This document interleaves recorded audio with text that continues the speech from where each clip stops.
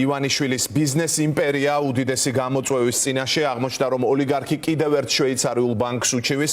ივანიშვილსა და მის ოჯახს ანგარიშებზე წვდომა შეუზღუდეს. ადვოკატმა საზოგადოებას ამცნო, რომ შვეიცარიულმა ფინანსურმა ინსტიტუტმა გადაწყვეტილება საფუძვლად დაუდო ამერიკის შეერთებული შტატების სანქციები. მნიშვნელოვანი ისაა, რომ გადარიცხვებს ვერც ივანიშვილის ოჯახის წევრები ახერხებენ. ამასთან ოლიგარქი ცდილობს საკუთარი ქონება ოფშორული ზონებიდან სასწრაფოდ გაიტანოს. ივანიშვილი არც ერთ იურისდიქციას არ გიორგი კიკაბიძე ოლიგარქის დიდი პრობლემების შესახებ. ბიძინა ივანიშვილს რომ პანიკურად ეშინია, ამაზე მეტყველებს ის, რომ პანამის ოფშორებიდან აქტივების ნაწილს ქართულ კომპანიაზე აფორმებს იმ სააქციო საზოგადოებაზე, რომლის 100%-იანი წილის მფლობელი თავადაა. როგორც ფორმულას რესპონდენტები განმარტავენ, ივანიშვილი აღარ ენდობა სხვა იურისდიქციას, რადგან მას შიში გაუჩნდა. ეს განსაკუთრებით ცხადი გახდა მაშინ, როდესაც ბრიტანეთის თემთა პალატაში მისი სანქცირების წინადადება შევიდა. ინიციატივას კი მხარდამჭერები ყოველდღიურად ემატება. სწორედ ამ ინფორმაციის გავრცელების შემდეგ დაიწყო ივანიშვილმა სასწრაფო წესით მიწის ნაკვეთების, სასტუმროებისა და სხვა დიდძალი ქონების საქართველოში გადმოტანა. ნაწილი კი მისი ვაჟის სახელზე გადააფორმა. თუმცა დისკომფორტი მისი ოჯახის წევრებმაც იგრძნეს. ამის აღიარება მილიარდერს დღეს თავად მოუხდა ოლიგარქის ახალი თავსატეხი და ფასი, რომელსაც ივანიშვილი რუსული საქმის კეთებისთვის იხდის. დეტალებს სიუჟეტში გიყვებით. ამერიკული სანქციების ეფექტს ოლიგარქი უკვე გრძნობს. ივანიშვილი ვეღარ განკარგავს იმ სოლიდურ თანხას, რომელსაც ჯულიუს ბეარში ინახავდა. უცნობია რა რაოდენობის თანხაზეა საუბარი, თუმცა ირკვევა, რომ ივანიშვილს უცხოურ საფინანსო ორგანიზაციაში განთავსებული ჰქონდა კრედიტ სუისისგან გადარჩენილი აქტივების დიდი ნაწილი. აქტივების გაყიდვა დროში ემთხვევა შტატების გადაწყვეტილებას. თუმცა, როგორც მილიარდერის იურისტი განმარტავს, ბანკსა და ივანიშვილს შორის კომუნიკაცია 1 წლის წინ გართულდა. ეს მაშინ, როდესაც ბანკმა ოლიგარქის შვილებთან თანამშრომლობა არ ისურვა და თანხების გადარიცხვაზეც უარი უთხრა.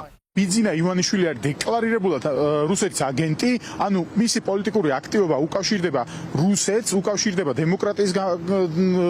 დემოკრატიისთვის ძირის გამოთხრას ამ ქვეყანაში და ხო, პოლიტიკაში რომ აქტიურობს და საშინელებებს აკეთებს, მაგიტო დაასანქცირა ამერიკამ და მაგიტო დაასანქცირებენ სხვაებიც და ამიტომ ბანკები მერე უარს ამბობენ მასთან ურთიერთობაზე. ეს ეხება არა მხოლოდ პირადად ბიძინა ივანიშვილს, არამედ მისი ოჯახის წევრებსაც, იმიტომ რომ რომლებიც ჯერ არ დაუსანქცირებიათ, მაგრამ ეს პროცესები თუ ესე გაგრძელდა, აუცილებლად დაასანქცირებენ.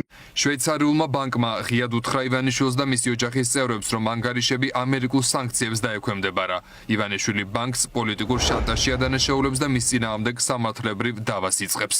ჩვენ ბიძინა ივანიშვილის თანხებზე არ ინერვიულობთ. ძალიან ცუდია, როდესაც ამხელა ბანკი, ასეთი რეპუტაციის მქონე ბანკი, ასეთ ქმედებებს ახორციელებს. ეს რა თქმა უნდა არის შანტაჟის ერთ-ერთი მექანიზმი. პარალელურად ცნობილი ხდება, რომ ივანიშვილი ოფშორულ ზონებს სასწრაფო წესს იტოვებს. ბრიტანეთის ვირჯინის კუნძულების შემდეგ მილიარდერმა დაცალა პანამის კუნძულებზე რეგისტრირებული დიდძალი ქონება.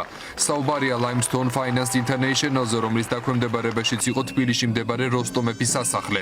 რამდენიმე სასტუმრო ერეკლე მეორის ქუჩაზე ქონება აბასთუმაში. მიწის ნაკვეთები ოლიგარქის რეზიდენციის მიმდებარედ და ასე შემდეგ. ივანიშვილმა ეს ქონება პანამიდან საქართველოში გადმოიტანა იმ სააქციო საზოგადოების სახელზე, რომლის 100%-იანი წილის მფლობელი თვითონაა. ივანიშვილი ვერ ენდობა ვერც ერთ სხვა იურისდიქციას, ვერც ერთ ოფშორულ ზონას, სადაც ის მნიშვნელოვან საგადასახადო შეღავათებს იღებდა და ეხლა ის ცდილობს, რომ მთელი თავისი ქონება თავი მოუყაროს პერსონალურად მისი და მისი ოჯახის წევრების სახელზე და საქართველოში. რაც კიდევ უფრო მეტად ზრდის საქართველოში კერძო ბიზნესის მეორეული სანქცირების რისკს, ეს იქნება საბანკო სისტემა თუ სამშენებლო კომპანიები თუ სხვა კომპანიები, რომლებიც შეიძლება ბიზნეს გარიგებაში იძულებით ან ნებაყოფლობით შევიდნენ ივანიშვილის კომპანიებთან და ასევე ზრდის სახელმწიფო ინსტიტუტების, ანუ სახელმწიფო სანქცირების რისკს, იმიტომ რომ ამ ქონების გადაფორმება თუ თავის დროზე ხდებოდა პანამაში, ბრიტანეთის ვირჯინის კუნძულებში და სხვა იურისდიქციებში, ახლა ნებისმიერი სამართლებრივი მოქმედება მოხდება და განხორციელდება საქართველოში. ივანიშვილის სახელზე აღარ არის ის ქონებაც, რაც ვირჯინიისა და კაიმანის კუნძულებზე ქონდა რეგისტრირებული, მაგალითად ქართუ ბანკი, ფონდი ქართუ, გალერეა თბილისი, აქსის ტაუერსი. ამ და სხვა ქონების დაკარგვის შიშით ოლიგარქმა ახალი წლის ღამეს 31 დეკემბერს საქართველოს საჯარო რეესტრში დაარეგისტრირა მისი ვაჟის უტა ივანიშვილის კუთვნილი ახალი კომპანია, სააქციო საზოგადოება ატუ ჰოლდინგი. უტა ივანიშვილმა კომპანია რეესტრში მინდობილობით დაარეგისტრირა, ის უწყებაში თვითონ არ მისულა. რეგისტრაცია მიანდო ნატო ხაინდრავას, ბანკი ქართუს სამეთვალყურეო საბჭოს თავმჯდომარეს. დიდი ბრიტანეთის სანქციები ნიშნავს, რომ ნებისმიერ დიდ ბრიტანეთის იურიდიულ და ფიზიკურ პირს აეკრძალება ბიზნეს ივანიშვილთან ურთიერთობა, აეკრძალება ფუნტის სტერლინგში ოპერაციების გაკეთება და საქართველოში არის ბევრი მსხვილი ბიზნესი, რომელიც რეგისტრაციის ადგილი არის დიდი ბრიტანეთი და მათ შეეზღუდებათ უფლება მოემსახუროს მის ბიზნესს და პირველ რიგში ესაა TBC ბანკი და საქართველოს ბანკი, ასევე საქართველოს კაპიტალის ჯგუფი, რომელზეც უამრავი ბიზნესი აქვს საქართველოში, მასე პირდაპირ ვალდებულებად გავრცელდება, რომ იმ ბიზნესებზე, რაც ივანიშვილის არის, მომსახურება შეწყვიტოს და ეს მაინც მისთვის დარტყმა იქნება. სანქციები უკვე ფაქტობრივად ირიბად ყველაფერზე ვრცელდება.